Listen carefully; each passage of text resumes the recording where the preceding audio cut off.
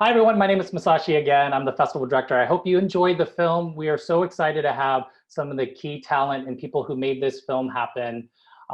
Before I introduce them, I want to do a few shout outs. First off, to our co-presenter for this particular program. These are organizations who help us spread the word, TaiwaneseAmerican.org. Thank you all so much for spreading the word on this program.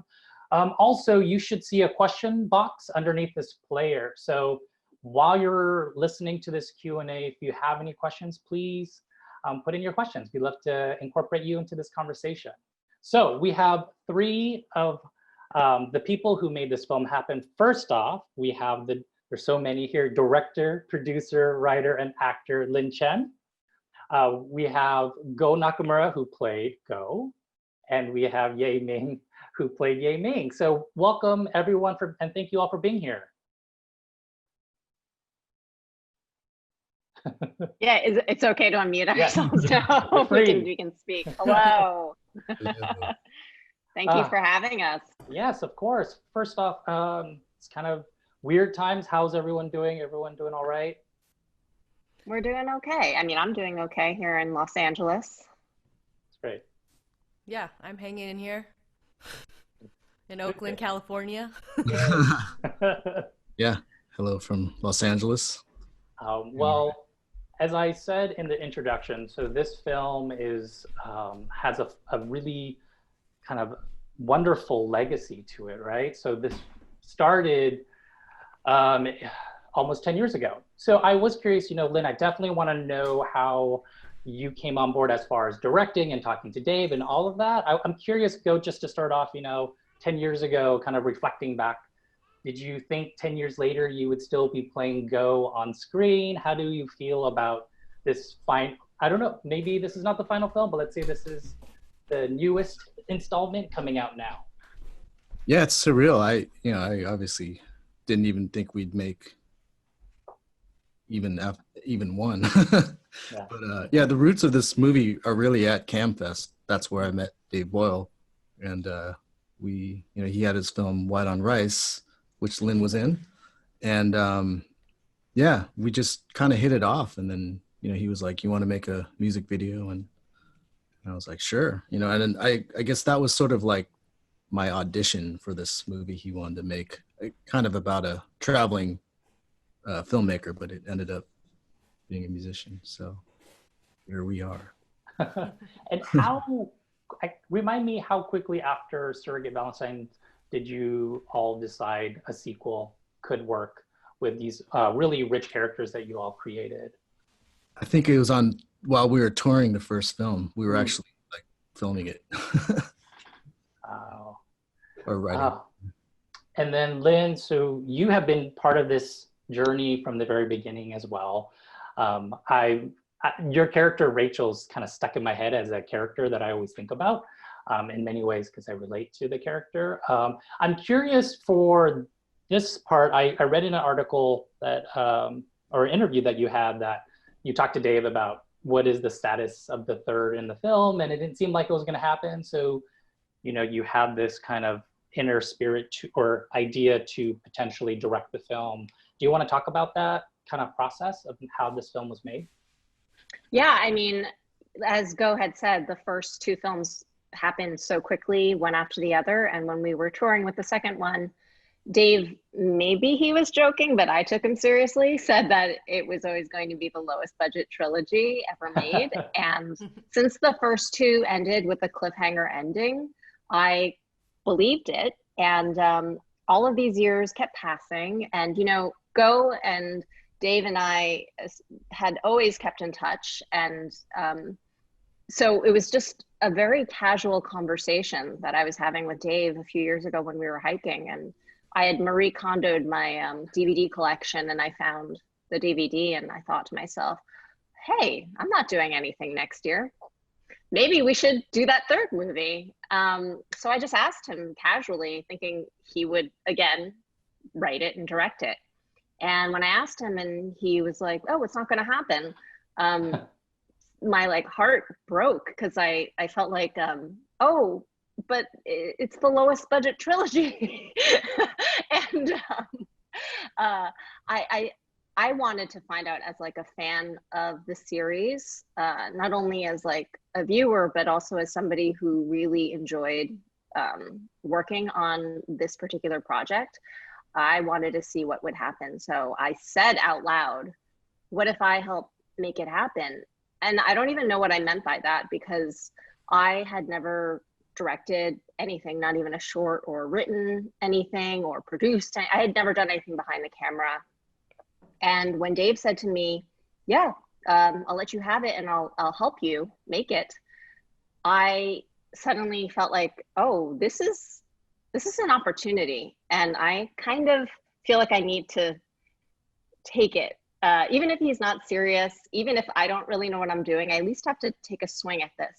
And I remember at the end of our hike, we actually met Ayako for lunch at the bottom of the trail. And I just like walked right up to her really excited. And I was like, hey, guess what? We're going to make a trilogy. And do you want to be in it? And she was like, I'm going to have a baby. And I was like, it's totally fine. We'll work around your schedule. I just want to know if you're in. And she said, yeah, sure. I think like also she, like Dave was like, okay, if you make it happen, then great. I don't know if I even asked Ye Ming. Yeah, I think I must have. No, I don't think I did. I think what happened was I got on the plane the next day for Thanksgiving, and I started writing the script on the plane. And when I opened my computer, something happened. Like, I don't know if the muses were summoned, but when I opened the box that Goh and Rachel had been in, like they came out and just started like little dolls, like just started like playing with one another, like after all these years. And the script just started to write itself. And as I was writing it, it just became very clear that this story had to be told from the perspective of all the female characters. And that's when I like wrote Ye Ming in, not knowing if she would actually do it, and was just like, please let Ye Ming do this. So when I got back from Thanksgiving, I had written a first draft and I sent it to Goh and I sent it to Dave, and I was like, here you go. And I think they were both very surprised, Dave especially, because he knows that doesn't usually happen, that a script gets written in a week. And then, we got Ye Ming on board. And, the funny thing is, the reason the movie is called I Will Make You Mine is because once Ye Ming said yes, I started going through all of her songs, because the first two movies were written after songs named that Goh had written. So I wanted a song that Ye Ming had written, and we just started saying song names out loud. And when we heard I Will Make You Mine, I was like, that could be a movie. Let's read those lyrics. Let's listen to those lyrics. And I was like, this could be a movie. And then we just started to write the movie around what happened. And just so happened, like, it feels like a lot of the storyline and the lyrics go together, and like that the song was written for the movie, but that's not the case at all. Oh, interesting. That was going to be one of my questions. Is the music in it connects so well, not just the lyrics, but also the tone and the physical act of that music making is so symbolic of the relationships. Goh, for you, what was it like kind of playing this role in a different world? It's a different time. Was there anything as an actor kind of you had to do differently at this stage of Goh, the character's life? I mean, yeah, I've obviously just sort of matured, I guess. Just a couple pounds heavier and hairier and stuff. But yeah, it was, it was fun to just kind of step into old shoes again. Yeah. And yeah, Lynn was fantastic. It was like a learning experience. So that's great. It was fun to have, my niece there too. So that was kind of a trip. Ye Ming, how was the experience for you on this film? It was really fun. I mean, it was awesome. As soon as Lynn asked me if I want to do it, I was like, of course. I mean, I don't get a chance to act every day, and the first time was super fun and also scary and intimidating, and I also learned a lot, and I wanted to do it all over again, and I got to do it with a different director. and I was also more prepared this time. So I was prepared to have fun, and I was prepared to get really into it and try to, you know, fix all the things that I thought I did wrong last time. Oh, no, I thought, it's a shame you don't act more, because I think everyone in this movie does a really good job and really pop out. But when you're on screen, there's an energy that you bring to a scene that's really nice. Lynn, question for you. So, and actually we have a lot of questions from the audiences, so this will be my last one, and then I will start to ask their questions. Yeah, I'm excited.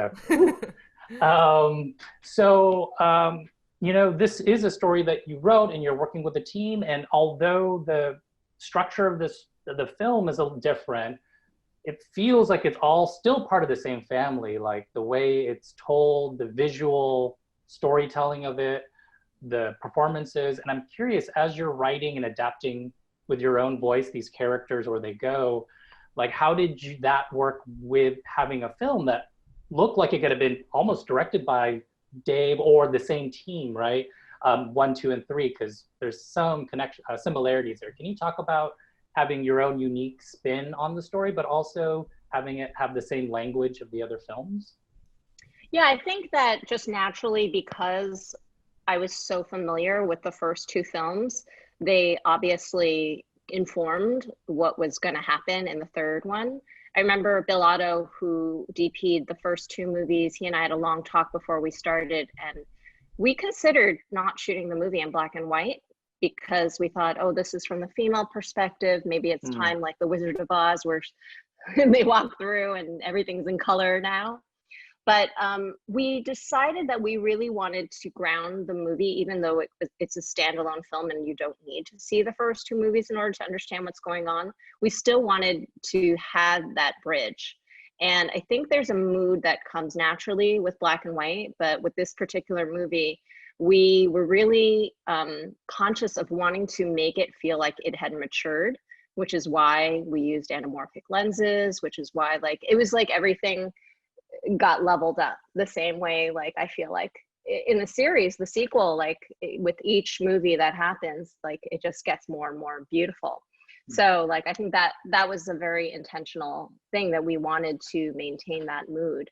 And a lot of that, my hat goes off to our DPs, both Bill and Carl, who did a good job of matching the feel of the first 2 movies. Plus I think just having Goh there and Goh score, just naturally, like you get that, you automatically get that. That's great. All right, questions. First, I have a question from Patrick. What song does Goh play at the end, and where can he find it? I just answered that question on Twitter. It's called Hold On to Your Humanity. And nice. Yeah, you can find it on Bandcamp or YouTube. The entire soundtrack, if people want to hear it, it can be streamed on Spotify. And if you went to iwillmakeyoumine.com, if you scroll down to the bottom, we have a whole bunch of extras, including the soundtrack and some fun Zoom backgrounds.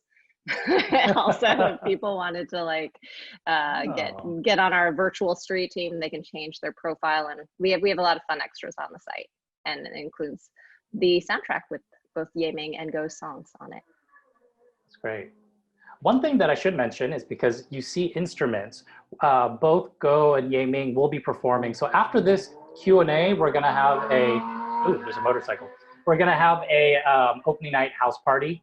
And they're going to be performing live right after this. It's also free, so if you didn't RSVP for that, go to our website and you'll get to see them perform.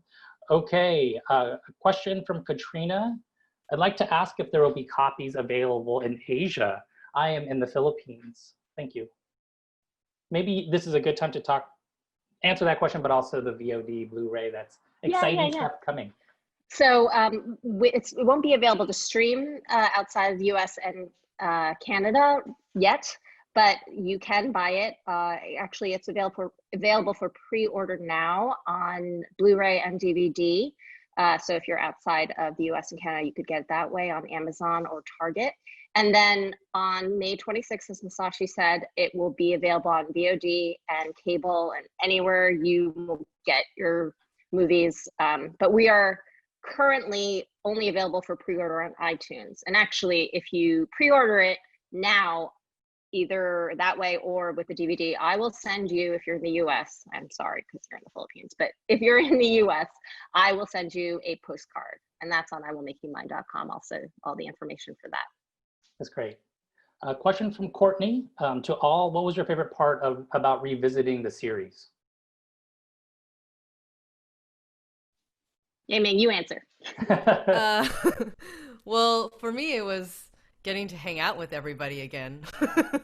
That was really fun. I mean, and also just being able to act and just do something artistic that's different from music, and just kind of coming to it with a new perspective. Yeah, that's pretty much it. That was my answer too. It was like summer camp, you know, like you have a reunion, and yeah, just so fun. Everyone's so awesome. So it's just fun to spend time with, you know, this group of people. Definitely. It's true. It did like, have a summer camp feel to it. Yeah.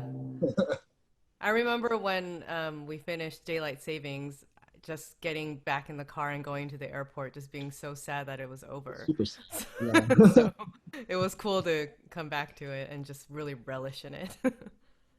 Yeah, I feel like, you know, there's a lot of movies sets that I'm on, and I always hear like the director gets up and they start to like cry, and I'm like, oh wow, like that's a lot. But I feel like I cried every day on the set because it felt so much bigger than me or my like directorial debut. It felt like not only it being the trilogy, but also it's so special because it's 10 years with these people who I've known, who are not only colleagues, but friends.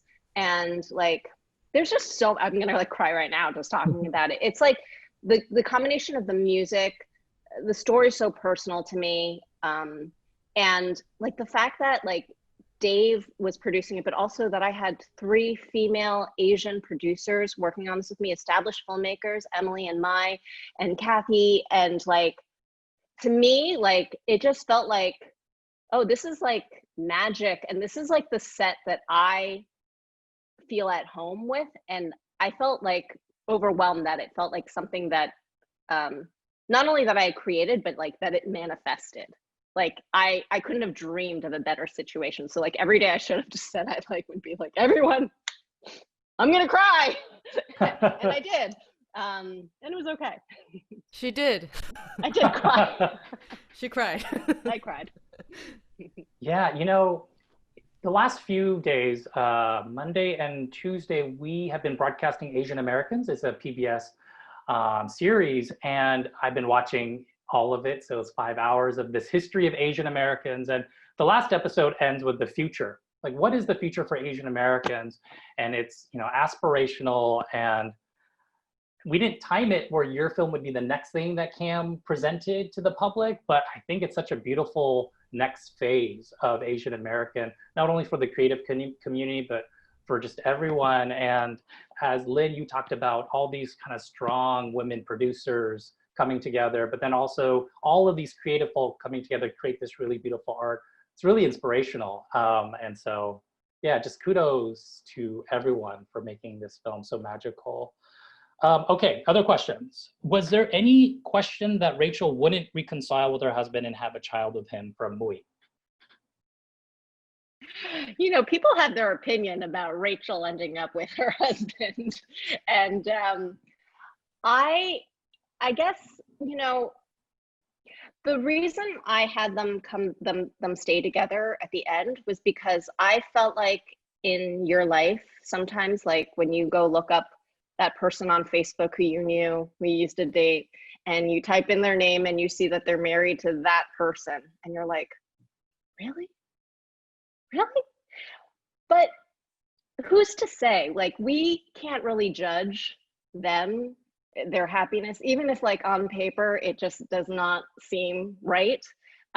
It's just the reality of what life is. And I think that that was like a big message that I wanted to show, is because like, even though these are endings that are happy, like who are we to say whether it is happy or not, or who are we to judge whether it is it's happy or not? So like, I felt like there was no other ending for Rachel, because like for Rachel and Goh to end up together, like I don't think that was reality. That was like a fantasy, and they had like gone so far apart from where they were from the first movie, that like there was just no way that they could have been together. That is true. I agree.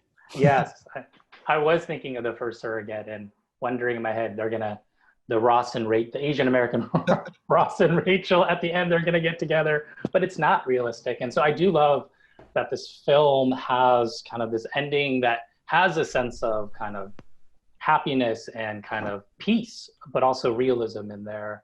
It's not a fairy tale. There was a question about that. Let me just take a quick look here. Yeah, I mean, so Ada talks about the same thing, about the suspense of the film of Goh and will people get together at the end, and this sense is everyone's going to live their lives separately. So the question for Ada or Ada is, the ending feels like it has a beautiful ambiguity. It isn't sad or happy. Lynn, how did you come up with the ending? How did you feel about writing that as kind of the end of the story?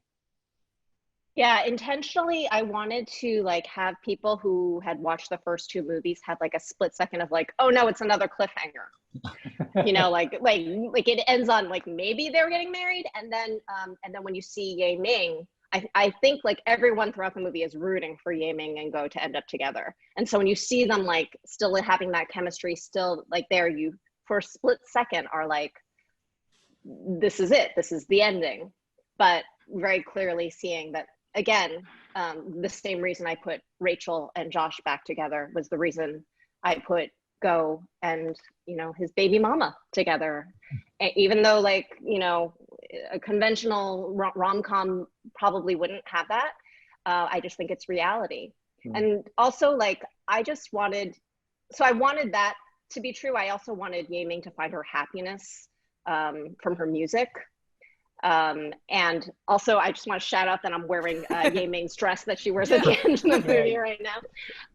But I also wanted to end, so like when you see the computer screen and you know for sure, without a doubt, Goh is married to Erica, no cliffhanger. And then when he sings the song, I really wanted to take it all the way back to Goh's story again. Because, you know, when the movie starts, I think if you're familiar with the first two movies, you're like, oh, this is Goh's movie again. And then you see that it's not through his eyes anymore. And then by the end, we're back in his head again, all the way back to where we first began. But it's like this completely different perspective. And I remember that day that we shot, like Carl, who was shooting it, our DP, and I like spontaneously like turned to each other and like hugged, because like we felt like there was so much magic seeing Goh look at his guitar as if like we've been on this long journey together, bud. And it was but it was also like true, you know, like Goh the actor, but also Goh the musician, and also Goh playing Goh has been through so much over the last decade, and all of it is tied up in this song and that guitar and his relationship to that guitar, and how much that relationship has changed in the last 10 years. And like, it was so like, it was so moving to the both of us. So yeah, that's the story behind that ending. And to follow up with that, you know, Goh, you've been playing, well, yourself for a while now. I'm curious for both as performers, Goh and Ye Ming, you know, you're playing yourselves, but not really. Is it easier to play kind of yourself because you know some of what that truth is? Or is it hard because you're trying to separate a character and their actions, their how they would respond to something that might be different from your own personal self? So thoughts about playing yourselves? I mean, it's pretty easy unless it's like really complicated like lines or situations. But yeah. Oh, and also shout out to my shirt. This is the shirt I wore when I played Just Like Heaven and Surrogate Valentine on YouTube. You can look that up. Yeah, so this shirt's like 12 years old or 15 years old. And it still fits.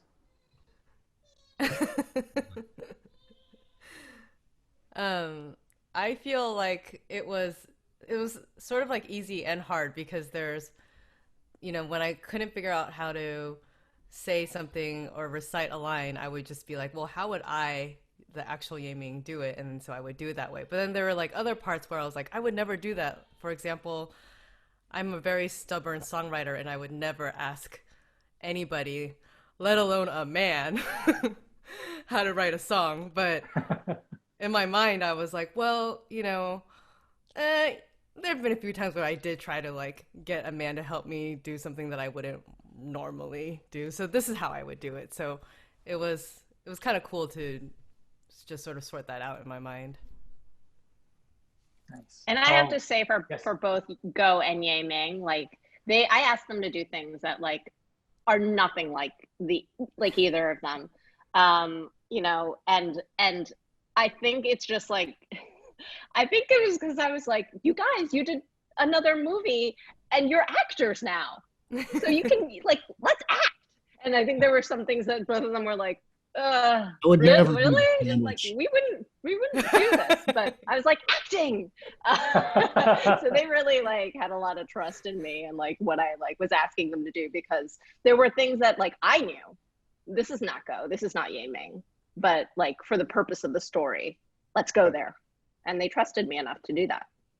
Yeah, it was, I mean, I definitely did. And it was a good challenge too, I think. I love that. I love that you trusted me in being able to sort of explore different personalities. Yeah. We have like 10, we have a lot of just statements saying, Lynn, you did a fabulous job directing. If this is your first directorial debut, like that's impossible.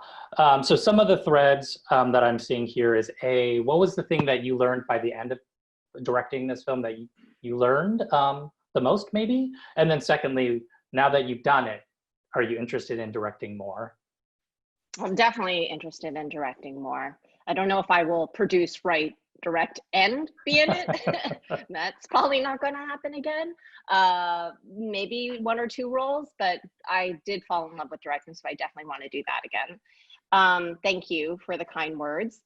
And I'd say the hardest part for me, or what I've learned from it, were 2 things. Number 1, you have to surround yourself with people you trust and believe in, because there's just so much pressure and so much that you have to think about that like it just alleviates a lot of that when you're working with a team that like you just have a shorthand with and that you just completely can believe in and who believes in you.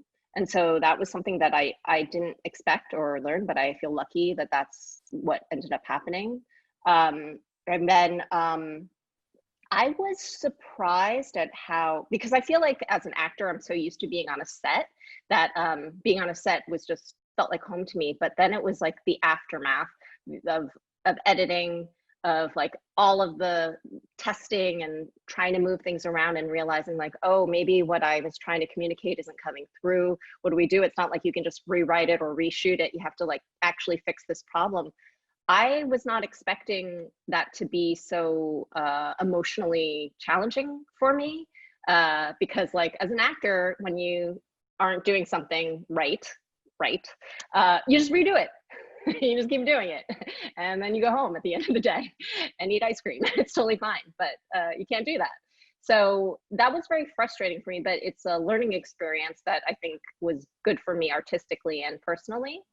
And, you know, it was interesting because, you know, I was editing with my husband who is, who's taking photos of me right now to my right.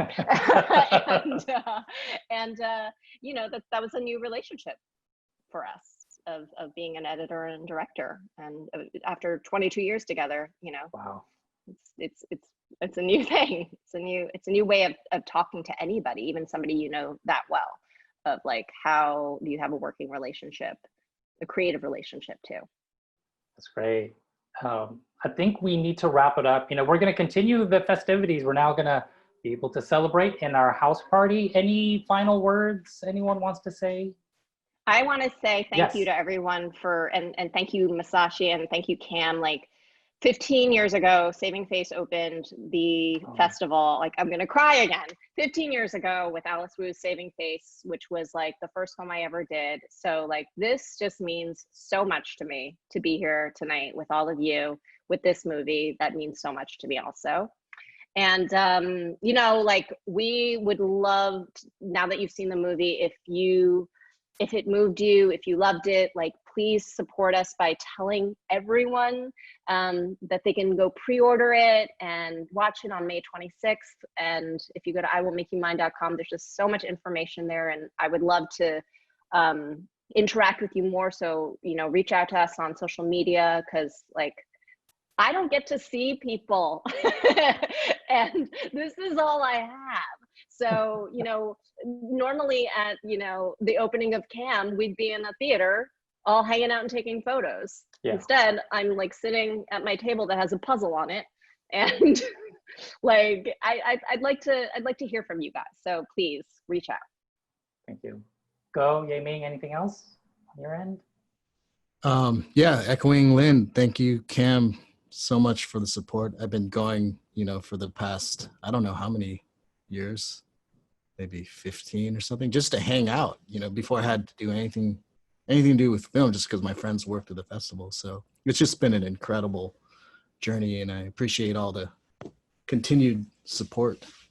And yeah, pre-order it on iTunes or Apple TV, please. I mean, I'm gonna be uncreative and say thank you also. And also I'm gonna copy Lynn and say, please reach out to me.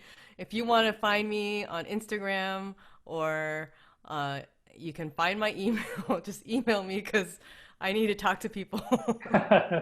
Yes. Well, and I just, on my end, thank you all. You are, you know, when we first started thinking about doing our May festival, you know, there was some filmmakers were hesitant to participate, and you all, including Dave, were so supportive. And this is a new platform, shout out to FilmBot, but you all jumped ahead, and I really appreciate it. We couldn't have done this without filmmakers like you all. Speaking of which, we have another week of festivities, including this next party right after this. So I hope to see you all at other programs. Thank you all so much again. And then May 26th, get this movie one way or another.